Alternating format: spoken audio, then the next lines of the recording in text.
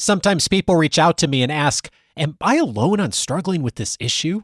Whatever the issue happens to be. And most often my answer is absolutely not.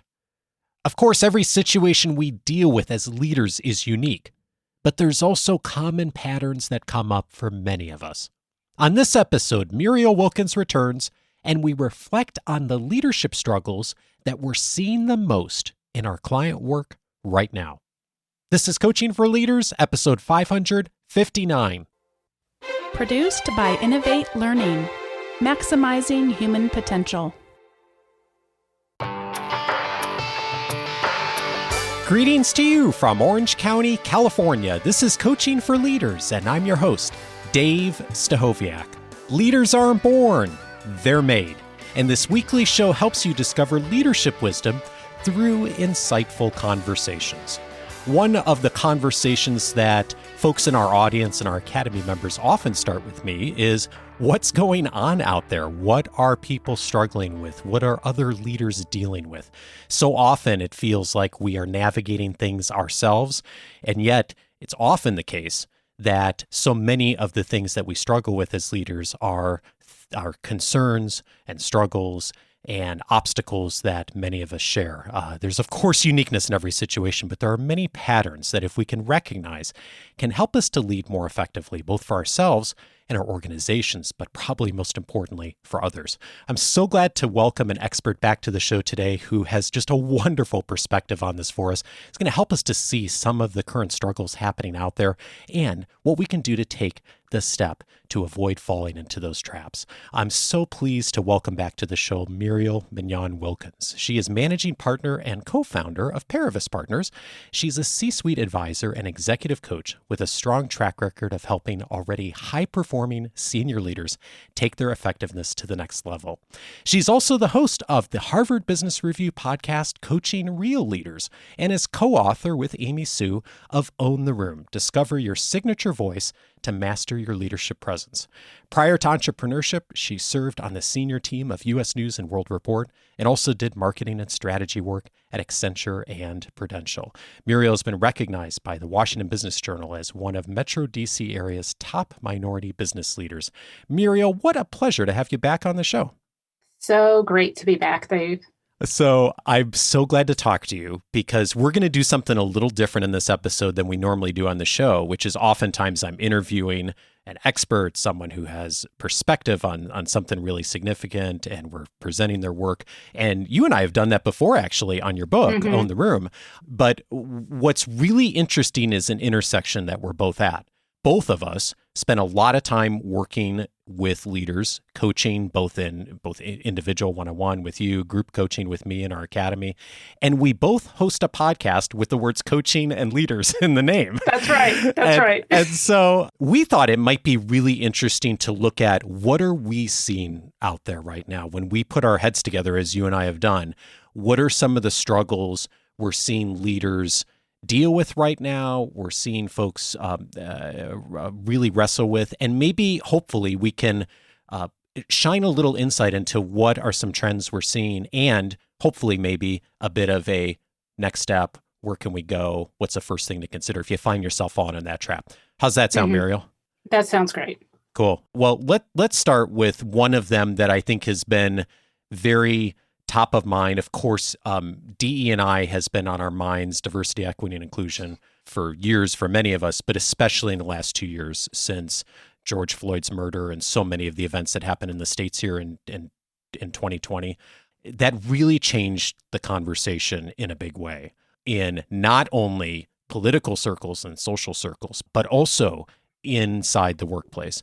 And one of the things you shared with me is that you're finding that leaders are struggling a bit with establishing a culture without feeling exclusive. And I'm wondering if you could share a bit more about what you're seeing with that. Yeah, so it's really interesting, Dave, because as you've said, this notion of DEI, while it has been around for a long time, has gotten a lot more visibility over the past 2 years. And part of what's happening is, in the past, I think leaders knew that it was important in terms of their corporate responsibility. So sort of what I call the check the box. Then it's moved into how does this apply to individuals in my organization or in my division or on my team in terms of making sure that they feel like they are in an environment that values DEI, diversity, equity, and inclusion. But when I really dig down with my leaders and they have all these initiatives in place, they sort of take a step back in recognizing that they're also responsible for setting the cultural tone of the organization. And the question that comes up as we discuss it is having an inclusive culture an oxymoron, right? Because when you think about what a culture is, you're basically putting a stake in the ground saying, this is what we stand for. This is what we represent. This is what it means to align with the values of this organization. And it goes so as far, I'm sure you've seen from a leadership development standpoint, it goes as far as sort of articulating specific behaviors that individuals need to reflect in order to demonstrate that they are aligned, they are a good organizational cultural fit. And so when you think about, when we think about saying, oh, this company has a strong culture, in essence, are we also saying that if you are not representative of that culture, does that mean you don't belong? And so hence this real dichotomy of what does it actually mean to have an inclusive culture? And do we need to redefine what culture even is? When you are having a conversation with someone who's struggling with that a bit, what are you asking that's helping them to clarify the answer to that question? It's interesting because I think a lot of the questions that I asked them at first kind of confused them, which is okay because they are going through the muck of it. And unless they can go through the challenge of really grappling with that question, they're never really going to get to a response that is genuine for them. And so the question that I ask, that I usually start with is, what are you trying to achieve? What is it that you're trying to achieve with your organization? And we talk about it in the terms of culture because that is what they're used to. But what I tend to lead them to is, what is the energy that you're trying to create in your organization? What is it that you want people to experience when they enter the door or zoom in to a meeting or just by being a part of this organization? So it's more of a feeling. And when they're able to articulate that, then we start talking about, okay, so what, can we put that into concrete terms? And what does that look like? And sometimes we can and sometimes we can't. It's a very difficult question, but at least they get to a place where they're thinking about it and start re-examining whether the way that they've defined their culture is actually too rigid and therefore does not reflect what it means to be inclusive. Thank you for sharing that. That's one of the big shifts that I've seen over the last 2 years as well. You mentioned the phrase like check the box earlier, and I've really seen a shift in a lot of leaders that I work with from a place of explanation to inquiry. Mm-hmm. And previously there was a lot of, well, here's what we're doing, here's the work we've done, here's the initiative that this is behind when it came to DE&I. And even immediately after George Floyd, I still heard there was actually some more of that. Like, okay, here's what we're already doing. But I've seen that shift, I think, in a really healthy way in a bunch of places in the last year or so, where it's now a bit more of, I don't have this figured out. And I'm struggling with this, and I'm asking questions, and I'm not finding easy answers. Mm-hmm. And that is where, and that's, a lot of folks are finding that really frustrating. And yet my sense is that's a really good move for us as a society and folks who are leading organizations, of moving into that place where I'm a little more comfortable with being uncomfortable, and I'm a little bit more willing to ask questions I don't know the answer to, and to admit I don't have all the answers to it. And I see a shift, not everybody, but I see like enough of the people making a shift on that seems like a bit of a movement that's different than it was 2 years ago. Absolutely, Dave. I mean, I'll be honest with you. I've been in this line of work as an executive coach close to 18 years. And I can tell you, before 2 years ago, I've never had a leader who starts working with me as a client say that one of the outcomes that they'd like to drive to in the coaching is understanding how they lead in this DEI world. Right. And these are leaders who are not, they're not the head of DEI, right? They're the CFO, the chief marketing officer, the CEO. And so this is the first time that I've ever seen them come forth and literally put a stake in the ground that is part of their coaching agenda. So I think your observation around this shift from explaining to inquiry is a very real one. Not with everybody, as you said, but certainly with way more than I've ever seen. And, it's challenging because people are looking for the answer, right? And they're looking for the answer in a very sort of accelerated way. And what I have to remind my clients a lot of time is, look, the reason why we have DEI now at the forefront of your leadership agenda is because it is hundreds of years in the making, right? This is not something the issues that have led to it being an agenda item are not things that happened overnight. Again, hundreds of years in the making. And the difference that we're seeing now is that before, this commitment to diversity, equity, and inclusion was more of an individual commitment, a leader's commitment. And now it's become much more about a commitment to not only make a change in individuals and in our organization, but to create a systemic difference, right? We're hearing leaders talk about what is the role that their company plays in breaking down structural racism. I mean, that language never came out of corporate leaders' mouth. At least that hasn't been my experience. So these questions are hard ones because they have been built up for so long.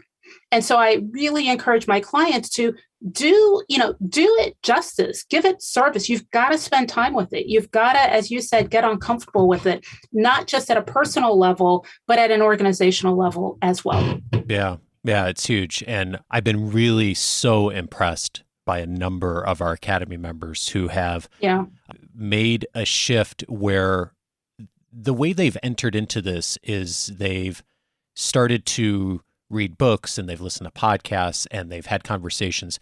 And part of the way they've started, not knowing what to do in many cases and not feeling comfortable or confident in having these conversations, but they've just started by talking to people in their organizations about, here's the book I read and here's where it challenged me and here's what I learned about myself. So Dave, what's interesting to me is you talked about this shift that you're seeing from individuals taking this posture of explain to moving to inquiry.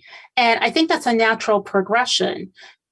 What my hope is, and where I see some of my clients going to, not all of them, is that there's this third step that comes after inquiry, which is the step of acknowledgement and acceptance.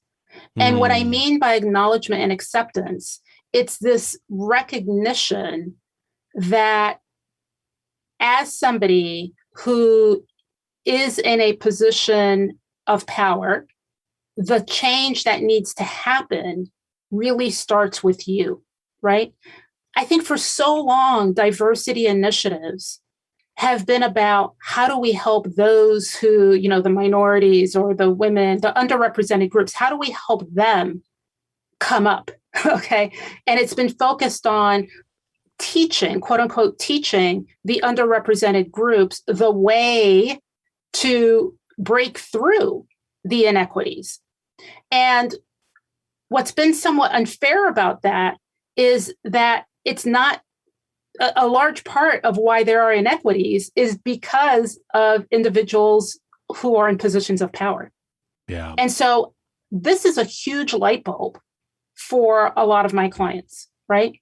Because they've often seen it as helping others in terms of their initiatives around DEI. And then they realize, no, this is actually about helping me so that I can make the changes that, by the way, may make me uncomfortable. And by the way, may mean that I lose a bit of power for the sake of creating a more equitable workplace. It's a huge shift, and I'm going to be making that encouragement as well for the folks who are in the inquiry place of now starting to think about, okay, what's the shift I can make as someone, and many of our audience members have power in their organizations because of their position, because of their experience. How can I start to make that shift a bit differently? Thank you so much for that invitation. One of the other ones that has come up really high on our list, and both you and I have heard it a lot recently, this question of should I stay or should I go? We're, of course, in the middle, as we're recording this, of what has been termed the Great Resignation. After the pandemic, the economic factors have changed so much everywhere. So many people are shifting roles or thinking about doing it. And even those who aren't are in the middle of navigating this within colleagues, peers, managers, employees leaving and finding other opportunities. When you think about this, what are you hearing right now from people on their struggles with this? Yeah, I mean, I think, for better or for worse, the time that we've been in for the past 18, almost 24 months has been, to a certain extent, a time for forced reflection, right? For self-reflection. And I actually say those who have not had a chance to reflect, I'm like, what's going on, right? Because it's a big watershed moment. And so, there's a couple of things that I'm seeing. One is, as you stated, those who sort of are at this juncture where they are wondering whether they want to stay at their company or in the role that they're in.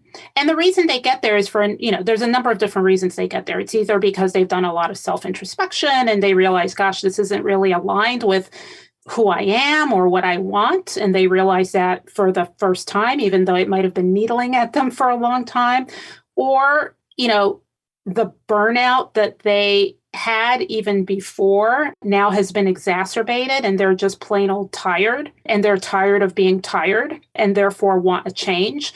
Or because, there are so many people who are engaged in this great resignation, it also means there's a lot more opportunities. And so there's, somewhat of this is an opportunity for me to advance in my career in a way that I don't think I can in my organization.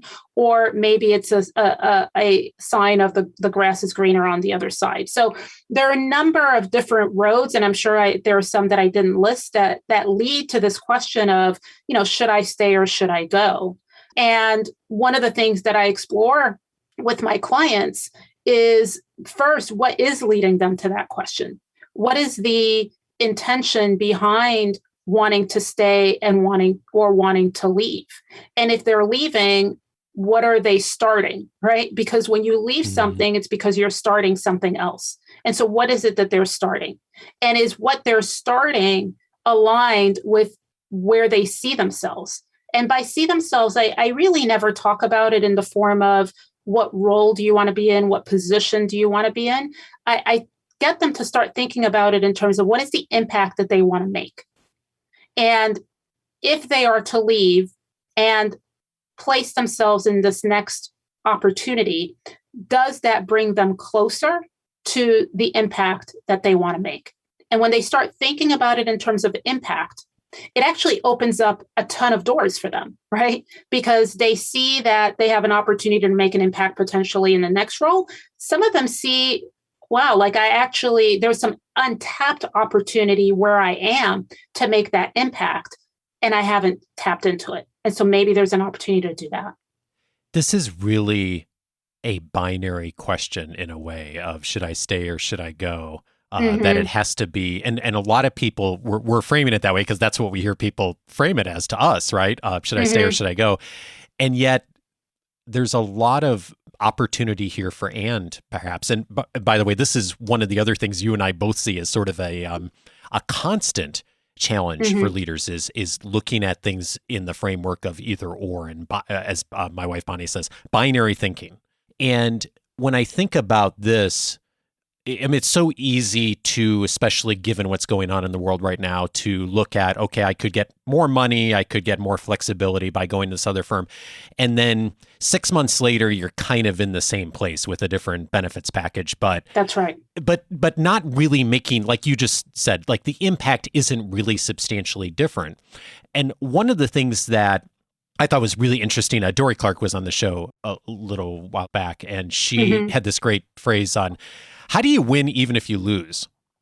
And I've been thinking about that in the context of a few folks that I'm working with who are thinking about maybe making some big moves in the next 6 months to a year. And one of the things we've been exploring is, yes, you might ultimately make this big move, but before you do, and before this becomes like an either or, either I'm going to stay here for the rest of my career or I'm going to move on, how could you test it? How could you just start doing some things that really reflect the impact you'd like to make in going somewhere new? Is there a way to do that within the current role? Is there a way to do that as a side project or a side gig? And to see like, hey, if you did go start, for example, your own business, which one of our clients is thinking about doing, would you even like doing that? Because that's totally different than the role they're in today. And if you took on a couple of consulting gigs or side gigs, would you even enjoy all the things that come along with that? And maybe they would, but also maybe they wouldn't. Like way more valuable to know that early on than when you're a year or two into a new venture and you discover, oh gosh, I didn't really want to be doing this after all. It just looked better on paper. And I find that that's been helpful for a few people, but also strangely, like folks often don't even think about that. It's just, I need to do what I'm doing now, or I need to leave and do something entirely different. Yeah, because that's how we're used to thinking, right? Like it's easier to think that way. It's easier to think of it as two choices, right? And as very concrete and a linear thought process rather than, oh, there's actually a lot of gray area and there's a lot of gradients and it's not perfectly clear. And that makes it a little bit harder to get your arms around. But yet it's in that gray area, in the ambiguity of it all, that we actually find the real opportunity.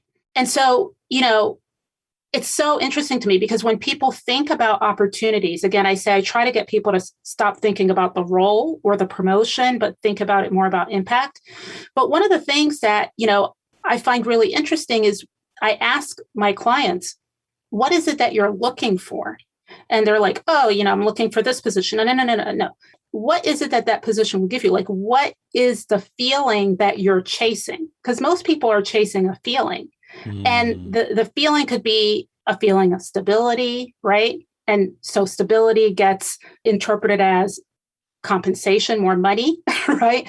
Or it's a feeling in the case of the person who you said wants to start their own business. It's a feeling of newness and innovation. And so what they're really chasing is that feeling. It could be a feeling of flexibility, of autonomy, of camaraderie and collegiality, of collaborativeness. I mean, you can go through all of the different adjectives. And when they can start understanding what is the feeling that they're looking for, the energy that they want to be a part of, they can then step back and say, why am I chasing that? And is it coming from a healthy place, or a place of lack? And if it's coming from a healthy place, then we can start looking at, well, what are the concrete options that actually would increase the probability that most of your time you're working in a way that reflects that type of energy, that type of feeling, et cetera. Okay. And I also placed a responsibility on my client. The organization, the role, the position is not solely responsible for giving you that feeling. You have to cultivate it in yourself. Yeah. And that is, that's a showstopper for them, right? They're like, what? You're telling me like, if I don't feel innovative, then me joining an innovative company is not going to help. I'm like, exactly. So let's start with you. And then we can see what the external pieces that are concrete can reflect the energy that you're bringing to it. And I don't know if you run into this too, but it seems to me like in at times we get to a place in those conversations, there's almost always a way they can start on that within their existing role. Mm-hmm. There's an initiative they can take on, they can volunteer, they can be brave and ask for some budget or spend some money doing something that would move them and the organization in a slightly different way and get into a bit of that feeling. And it's really interesting to me as someone who has also been caught up a lot in binary thinking in my life, because I've done this before too. Like, we're so quick as human beings to think like, okay, I don't have what I want here, and I'm going to jump and do something entirely different, which is in a lot of ways really risky, has a ton of change. And yet going to have like a conversation with a senior executive or the CEO about doing a small tweak to the current role or spending $1,000 or doing something that's like a relatively much smaller ask is like, well, oh no, I couldn't do that. And it's really interesting. Mm-hmm. Yeah, exactly. Right. It's like seen as an exacerbated risk. And you know what, like the key part, if I could underline it and bold it around what you said, is I can't do what I want here. Right. And so a big piece of what I also see my clients go through is that they start believing that their career is their sole source of self-expression, right? Of being able to tap into the things that they want. And understandably so. They spend a ton of time on it. They sort of measure their own success based on their career. And so when we can expand it and say, no, let's sort of look at it from a life perspective rather than just a career perspective.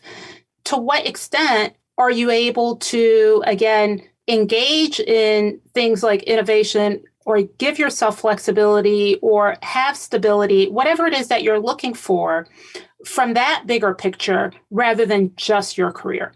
Yeah, it's really such an interesting way to think about it. And I do wonder, Muriel, like what the next shoe to drop on this is. Like, as inevitably this is going to change, the labor force will stabilize at some point. We're not going to see the mass changes and resignations that we're seeing right now. And I do wonder, like, how many of the people who have made really quick shifts in the last 6 months, a year, 18 months, find themselves in the same place. Not literally, but find themselves not having really thought through what's the impact I want to make. And for someone who may be listening to this, even thinking a bit of that now, my invitation would be start small. Start with the role you have today. Look for that opportunity to make that impact and where you might be able to test that a bit. Because if you're able to do that, what a wonderful starting point to start to figure out the impact and the feeling and all the things you've just articulated so beautifully. Right, exactly. And if you do make the jump and it ends up not being the right jump, 18 months from now, you figured, oh gosh, that wasn't it. Here's the prize, right? Back to the, how do you win when you lose? What's your growth? What did you learn? How has that 18 months helped you get closer to living the life that you want? Yeah, indeed. Related to this a bit is a situation that you and I run into a lot. We hear it in many conversations with clients, which is the tendency to what I would call write off the numbers person. And the kind of people who listen to this podcast and listen to a show called Coaching for Leaders or listen to your show, Coaching Real Leaders, are the kind of people who I've learned like intuitively just get it with people.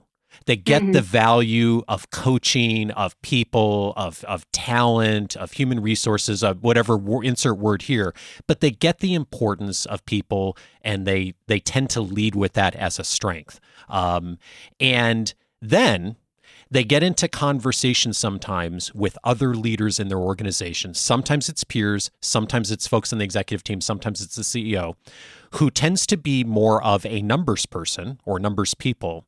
And they run into obstacles because the initiative they're trying to move forward on bringing in more professional development or bringing in new benefits or doing something that is going to support people all of a sudden runs up in the reality of, well, how does that drive our numbers?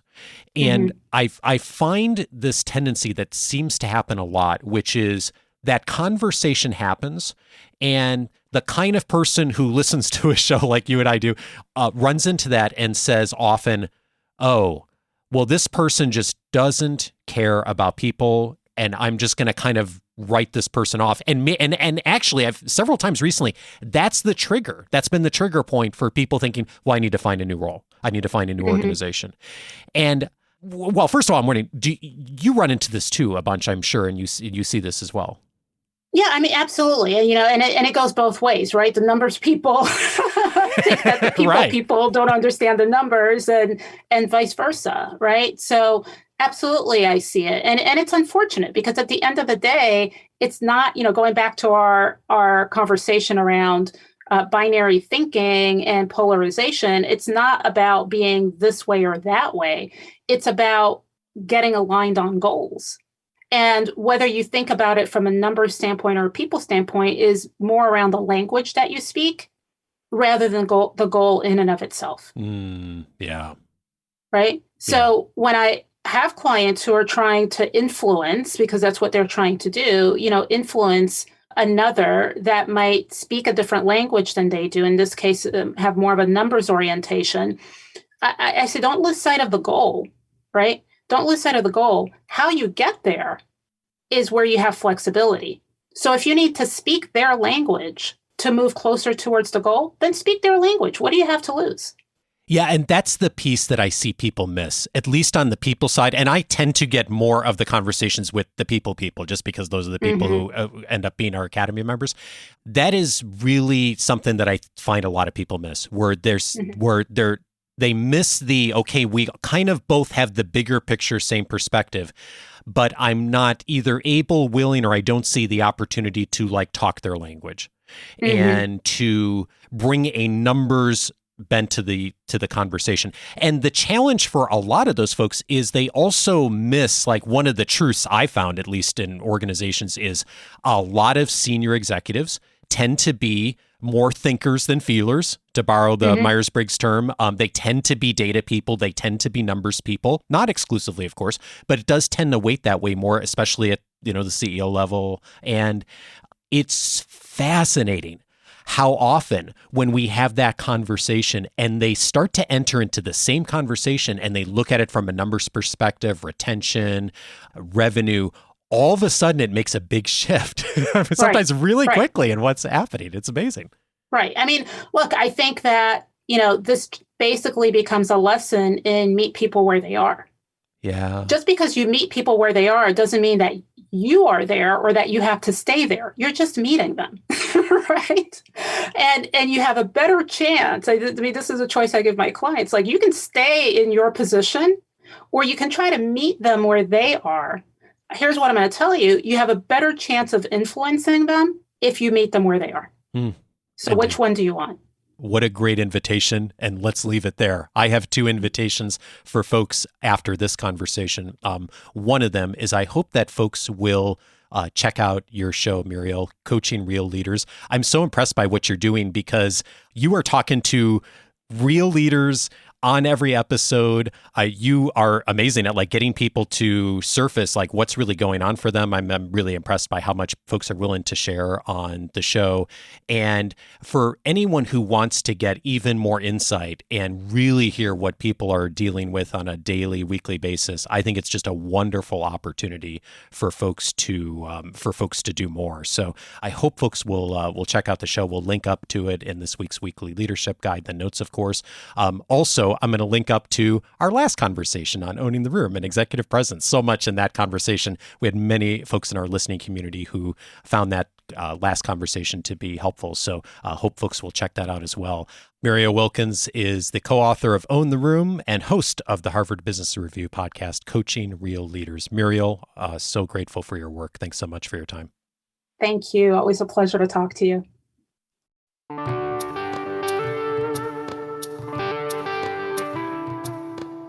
If this conversation was helpful to you today, several related episodes I'd recommend. One of them is episode 272, the last time Muriel was on the show, Enhance Your Executive Presence. As you heard today, Muriel has talents in so many areas, and one of them is in executive presence. She wrote an entire book on owning the room. We really detailed that in episode 272, so a lot more there, a good complement to this conversation. Also recommended episode 529, The Way Out of Major Conflict. My guest on that episode was Amanda Ripley. Amanda's research has looked at some of what we talked about today around binary thinking, and she's looked at it from the standpoint of different countries and their political systems and how polarized are politics around the world in places that don't have just two political parties, may have 3 or 4 or 5. And one of the findings in her research is that the more different perspectives you have, the less polarization you get. And it's just a good reminder for all of us if we tend to get into that either or thinking, as Muriel and I talked about today, the importance of bringing in a third or fourth or fifth option. So helpful to us and our organizations, keeps that polarization from happening quite as much. Also, I'd recommend episode 550, How to Win the Long Game When the Short Term Seems Bleak. Dory Clark was my guest on that episode, her recent book on the perspective of the long game. And one of the principles I love that she mentions in that conversation is, how do you win even if you lose, even if things don't go the way you anticipate? How does a major career transition or a change of strategy still work for you, still benefit you and the organization? More on that in episode 550. And then, of course, with power comes responsibility. On episode 551, we talked about how to use power responsibly. Vanessa Bonds was my guest on that episode, talking about how power shows up. And of course, that's many places in leadership, and especially around diversity, equity, and inclusion, as Muriel and I talked about. A wonderful complement to that, episode 551 for more details there. All of those episodes you can find on the coachingforleaders.com website. I'm inviting you to set up your free membership if you don't already have it active, because you can search for the entire episode library by topic. However, that's not the only thing that you can do inside the free membership. One of the things that came up for me when I was a manager early in my career and had a team is I hosted a weekly staff meeting for my team. And one of the things I always tried to do was to bring in something that provided some credibility that came from outside the organization. A podcast, a video, an article in one of the major business publications that reinforced something that we were talking about internally. I don't know if you've ever done that for your team before, but I would always run into this problem of inevitably we'd be talking about a topic like how to run better meetings, for example, and I'd be looking for an article last minute, and I'd have this thought in the back of my mind, man, I feel like I saw that perfect article 6 weeks ago when I was reading online somewhere, and yet I can't find it now. I don't know where it is. And, many of these subscription services are great for this, like Wall Street Journal and New York Times and Harvard Business Review.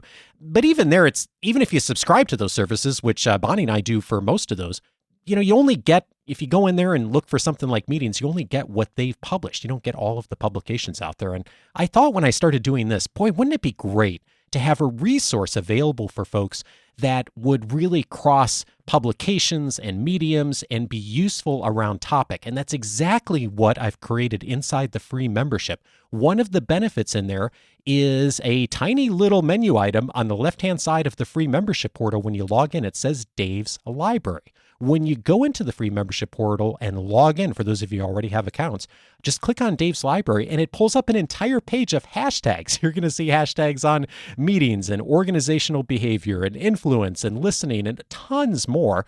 And if you click on one of those hashtags, as I'm doing right now with meetings, it'll pull up all of the resources, the articles, the podcasts, not only from me, but from others over the years that I've been putting in the weekly leadership guide. There's several dozen here I'm looking at right now. Resources and articles from Harvard Business Review, Simon Sinek, Fast Company, Paul Graham, Inc. Let's see, Wall Street Journal is here, LinkedIn, Medium, Seth Godin, so many different tools from different resources that are out there. Why spend the time looking for it yourself? Go and use that library that I've set up for you. There's several thousand entries now of everything I've been finding over the years in my research that go into the weekly leadership guides. I think it's worth setting up your free membership just to get access to that. And of course, it's entirely free. Go over to coachingforleaders.com, set up your free membership. And if you've already done that, or if you're about to do that, when you get into the free membership, just click on Dave's Library. You'll find all of that, plus tons more benefits inside of the portal there that'll be helpful to you in your continued leadership development. Next week, I'm glad to welcome Andrew Warner back to the show. He is a talented interviewer, and he'll be showing us the way to get people talking, something that's super important in leadership today. Have a great week, and I'll see you back on Monday with Andrew. Take care.